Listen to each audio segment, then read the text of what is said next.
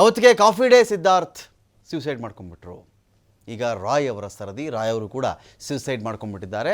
ದೊಡ್ಡ ದೊಡ್ಡ ಕನಸುಗಳನ್ನು ಕಟ್ಕೊಂಡಂತಹ ಉದ್ಯಮಿಗಳು ಈ ಥರ ಯಾಕೆ ಸ್ಯೂಸೈಡ್ ಮಾಡ್ಕೊಳ್ತಾ ಇದ್ದಾರೆ? ಈ IT ದಾಳಿಗಳಿಗೆ ಹೆದರುವುದು ಅಂದರೆ ಏನು?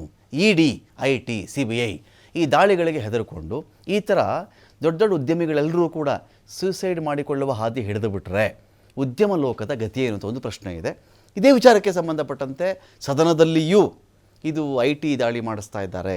ಟ್ಯಾಕ್ಸ್ ಟೆರರಿಸಮ್ ಇದು ತೆರಿಗೆ ಭಯೋತ್ಪಾದನೆ. ಈ ತೆರಿಗೆ ಭಯೋತ್ಪಾದನೆ ಮಾಡಿನೇ ಇವರೆಲ್ಲ ಈ ಥರ ಉದ್ಯಮಿಗಳು ಜೀವ ಕಳ್ಕೊಳ್ಳೋ ಸ್ಥಿತಿಗೆ ತಂದಿಡ್ತಾ ಇದ್ದಾರೆ ಅಂಥೇಳಿ ಒಂದು ಚರ್ಚೆ ಕೂಡ ನಡೀತಾ ಇದೆ. ಹಾಗಾದರೆ ನಿಜಾನ ಇದು? IT ತನ್ನ ದಾಳಿಗಳಲ್ಲಿ ಸೆಲೆಕ್ಟಿವ್ ಆಗಿದೆಯಾ? ಯಾರನ್ನು ಟಾರ್ಗೆಟ್ ಮಾಡ್ಕೊಂಡು ದಾಳಿ ಮಾಡಬೇಕೋ ಅವ್ರ ಮೇಲೆ ಮಾತ್ರ IT ದಾಳಿ ಮಾಡಿಕೊಂಡು ವಿಶೇಷವಾಗಿ ಇದು ಪೊಲಿಟಿಸೈಸ್ ಆಗಿಬಿಟ್ಟಿದೆಯಾ?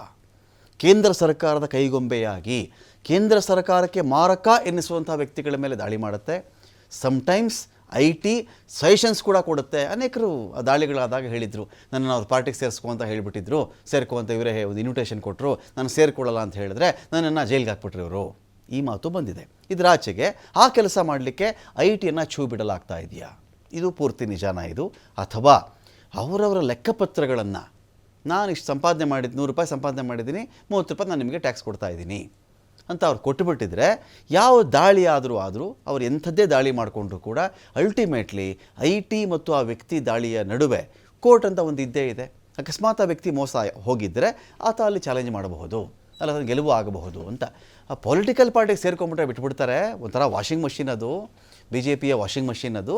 ಅಲ್ಲಿ ಸೇರಿಕೊಂಡ್ರೆ ಬಿಟ್ಬಿಡ್ತಾರೆ. ಅವರ ಮೇಲೆ ಆದಂಥ IT ದಾಳಿಗಳೋ ED ದಾಳಿಗಳೋ ಆ ಕೇಸ್ ಮುಂದಕ್ಕೆ ಹೋಗಲ್ಲ. ಅಲ್ಲೇನಾಗುತ್ತೆ, ಕೇಸ್ಗಳೆಲ್ಲ ಸ್ಲೋ ಡೌನ್ ಆಗಿಬಿಡುತ್ತೆ. ಯಾರು BJPಗೆ ಜಾಯಿನ್ ಆಗ್ತಾರೋ ಕೇಸ್ಗಳು ಸ್ಲೋ ಡೌನ್ ಆಗಿಬಿಡುತ್ತೆ.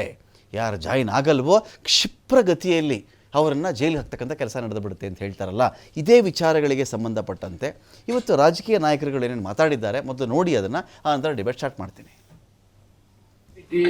ಆರ್ಡರ್ ಮಾಡಿದ್ದೀವಿ ತತ್ಕ್ಷಣ ನನಗೆ ಏನನ್ನಿಸ್ತು ಅಂದರೆ, ಸುಮ್ಮನೆ ಸ್ಪೆಕ್ಯುಲೇಷನ್ಸ್ ಮಾಡೋದು, ಬೇರೆ ಬೇರೆ ರೀತಿಯಲ್ಲಿ ಹೇಳ್ತಕ್ಕಂಥದ್ದು ಅದೆಲ್ಲ ಆಗಬಾರ್ದು ಅಂತೇಳಿ ಇಮಿಡಿಯೇಟ್ ಆಗಿ ನಾವು ಇನ್ವೆಸ್ಟಿಗೇಷನ್ ಮಾಡಿಬಿಟ್ರೆ ಅದಕ್ಕೆ ಗೊತ್ತಾಗುತ್ತೆ ವಿಷಯಗಳು ಅಂತೇಳಿ SIT ಮಾಡಿದ್ದೀವಿ.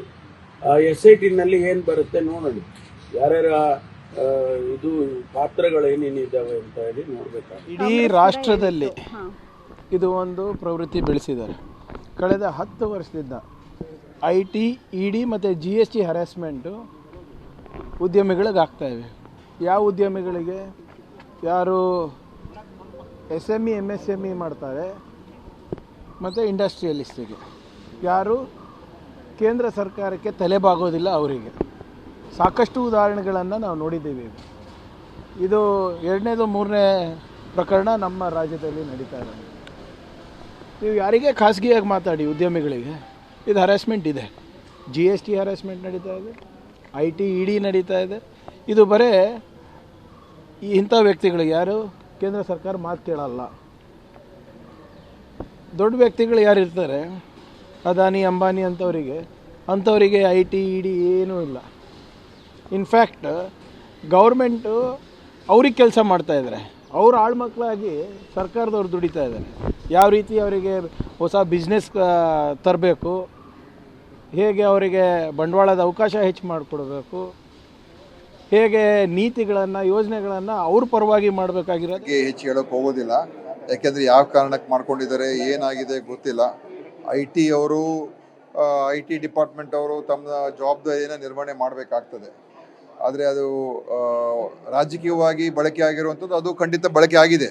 ಆದರೆ ಈ ಪ್ರಕರಣದಲ್ಲಿ ಅದು ನಾವು ಕೇಳೋಕ್ಕೆ ಆಗುತ್ತೋ ಇಲ್ವೋ ನನಗೆ ಗೊತ್ತಿಲ್ಲ. ಯಾಕಂದರೆ ಅವರೊಬ್ಬ ಖಾಸಗಿ ವ್ಯಕ್ತಿ ಮತ್ತು IT ಅವರು ಅನೇಕ ಜನರ ಮೇಲೆ ಅದು ಈ ಥರ ರೇಡ್ ಮಾಡುವಂಥದ್ದು ಮಾಡ್ತಾರೆ. ಸೊ ಅದಕ್ಕೆ ನೇರವಾಗಿ ನಾನು ಇದ್ರ ಬಗ್ಗೆ ಅವರೇ ಇದಕ್ಕೆ ಕಾರಣ ಅಂತ ಹೇಳೋಕ್ಕಾಗೋದಿಲ್ಲ. ಆದರೆ ಮುಂದೆ ನನಗೆ ಮಾಹಿತಿ ಇಲ್ಲ. ಬಟ್ ಖಂಡಿತವಾಗ್ಲಿ ಏನೋ ಅವರು ರಾಯ್ ಮಾಡ್ಕೊಂಡಿರ್ತಕ್ಕಂಥದ್ದು ಅದು ನಿಜಕ್ಕೂ ನನಗೆ ಬಹಳ ಬೇಜಾರಾಗಿದೆ. ಈ was a very good friend of mind, but very unfortunate. ಏನಾಗಿದೆ, ಎಕ್ಸ್ಪೋರ್ಟ್ ಭಾರಿ ಬೇಕ್ ಇನ್ ಇಂಡಿಯಾ ಅದೆಲ್ಲ ಹಿಂಗೆ ತಿರ್ಗಿಸಿದ್ರಲ್ಲಿ ಸಿಂಹಗಳು ತಂದು ಹಿಂಗೆ ತಿರ್ಗಿಸ್ಬಿಟ್ರೆ ಎಲ್ಲ ಕಡೆ ಸಿಂಹ ಟಿಕಿ ತಿರ್ಗದದು. ಆ ಸಿಂಹ ಎಲ್ಲ ಕಡೆ ಭಾರತ ದೇಶದಲ್ಲಿ ಎಲ್ಲ ಸಿಂಹ ಹಿಂಗೆ ತರಿಸಿ ಟಿಕಿ ತಿರ್ಗೋದು. ಒಂದ್ ದಿನಕ್ಕೆ ಹಿಂಗೆ ತಿರ್ಗ್ಬಿಡೋ ಸಿಂಹ. ಎಷ್ಟು ಮಾಡಿದಿರಿ ಎಕ್ಸ್ಪೋರ್ಟ್?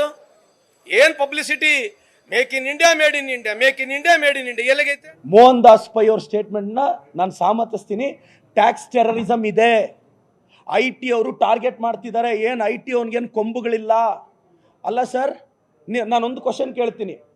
CJ ರಾಯ್ ಅವ್ರದ್ದು ಎಲ್ಲರೂ ಹೇಳ್ತಾ ಇದ್ದಾರಲ್ಲ ಶೂಟ್ ಮಾಡ್ಕೊಂಡು ಸತ್ತೋದ್ರು ಅಂತ, ನಾವು ಯಾರಾದರೂ ನೋಡಿದ್ದೀವಾ? ನಾವು ನೋಡಿಲ್ಲ. ಒಳಗಡೆ ಇದ್ದಿದ್ದ್ಯಾರು? IT officers. ಸತ್ತೋಗಿದ್ದ್ಯಾರು? CJ ರಾಯ್.